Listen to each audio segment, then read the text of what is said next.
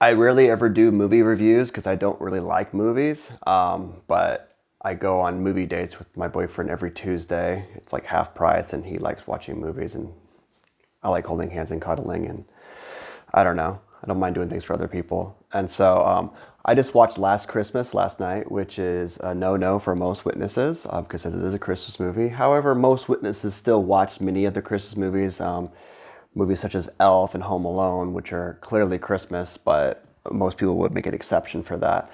Last Christmas is an interesting movie. It's a very censor movie. Every character in it, besides maybe the volunteers at the church, are NFs. They kind of imply that one of the guys is an ENFP, but not enough data to really come to that conclusion. But the stereotype, they have that look stereotype for them, and so. But for the most part, it's showing dysfunctional SJs and dysfunctional SPs in relationships. The main character, Kate, is an ESFP, and she is a really good example of how fucked up an ESFP could be in their 20s. Why is that? Well, because ESFPs typically are going to be pretty talented in their youth because they have TE child and they develop that pretty quickly. And so they're usually quick witted and they can understand information real quickly and become like the class clowns and, get really entertaining. I'm going to lower this down a little bit. I'm not usually recording on my phone, but I am right now. They also have SE Hero, so which means they're really going to be good at sports. They're going to be good at giving people a good experience. They can play music, they can sing, they can dance, and they're just pretty much really talented at a very young age. But as they get older and they have to start making choices and become more adults, they get kind of fucked up. Why is that? NI inferior. They're afraid of making the wrong choice. So what does that mean? It means that typically ESFPs are going to pick multiple majors if given multiple options. Now, granted, you want to always give your SPs options because then they freak out if they feel confined.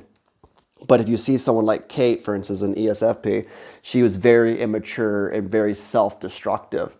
And you see it in many cases, like SP females, they're just screwing around with SP males and they never can really find a relationship because she said multiple times, she's like, oh, do you do base jumping? Do you want to do this? And she's looking for like other extreme SPs to date. And she's not finding that loyal SJ that's going to settle her down and make her, stable. That's going to support her and be loyal to her. And that's what she's looking for because she's fucking other SPs, which leads to endless sex and, not a whole lot of commitment. And so when she became an adult at 20, or she's 27 in the movie, she's still in that cycle of not able to just, that failure to launch thing, she can't get the hell out of her own way.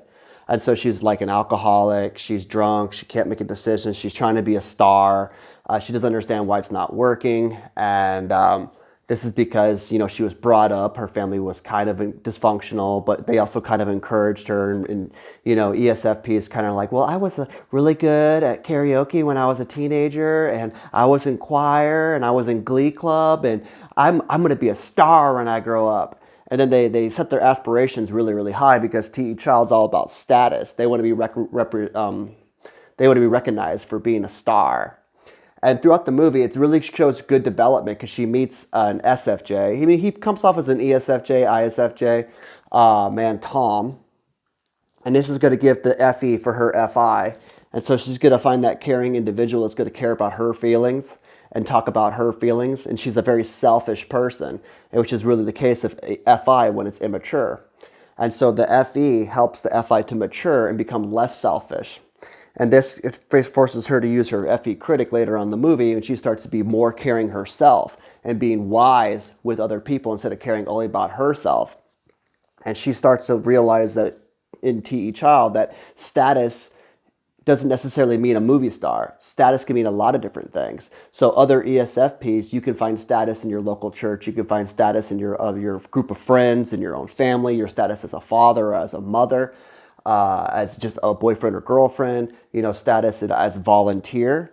And so she sees the value in her FI parent as it matures to volunteer at a homeless shelter, to focus more on taking care of her sister, to being nice to her mother who has problems. And so she starts to do things that she wants and she makes wise choices based on her value system because that had to mature.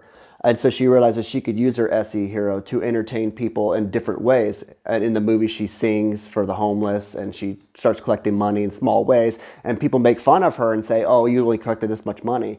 But, she knew it was a start. And so then she got that little bit of status and she got more and more and more and more, until she became, pretty much a star in the homeless shelter where she was helping people. There's a really cool metaphysical ending. It's actually kind of scientific. A lot of people do believe that's what happens, with heart transplants and things like that. I won't give too many spoilers. Oh, this movie's been out for like 2 weeks, so I watch things late. Whatever. And so that's the important thing about an ESFP. They need to find that SJ that stabilizes them. They need to find someone with SI, high SI, that's going to be loyal and create that stability for them so they're not this reckless cannon, this loose cannon. And so someone that cares about their feelings, someone that's loyal to them because they're searching for loyalty, someone that understands what they want, and somebody, it's going to be logical to go with their rationale. And so it's a very, very sweet movie about the development of an ESFP and what many ESFPs go through in youth. Her mother is a good example of what a depraved or depressed ESFJ is and how she's codependent and she can't function. When she was okay when she was taking care of her daughter, when her daughter was sick, but as soon as her daughter went away, she had no one to take care of. And ESFJs pretty much need something to take care of, but they freak out. And so it kind of exposed depraved ESFJ, of being codependent. And it also showed her sister who became a lawyer and she didn't really want to. And she's clearly an SJ too, because SJs do what they should do. They do what they're told, typically speaking. And so the daughter became a lawyer even though she didn't want to because her father was one. Now her father was, I think they immigrated from just some Slavic country. I think Prague. Oh, where's that? Yugoslavia, Czech Republic. Okay, yeah, Czech Republic. And they immigrated to England from there. And he had a degree in practicing law there, but it didn't work in England. And so instead of going and trying to find the money to do it there, he just gave up on life and just became a taxi driver.